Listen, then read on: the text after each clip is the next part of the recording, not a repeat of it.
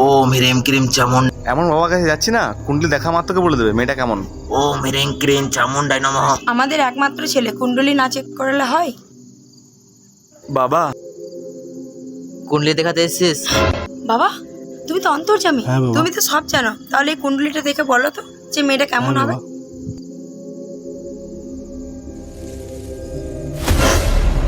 এর দুজনে বিয়ে তো কখনো হতে পারে না, এ তো অসম্ভব।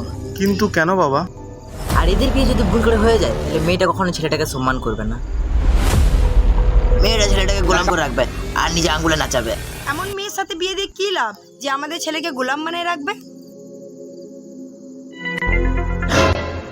এদের বিয়ে তো অনেক আগে হয়ে গেছে।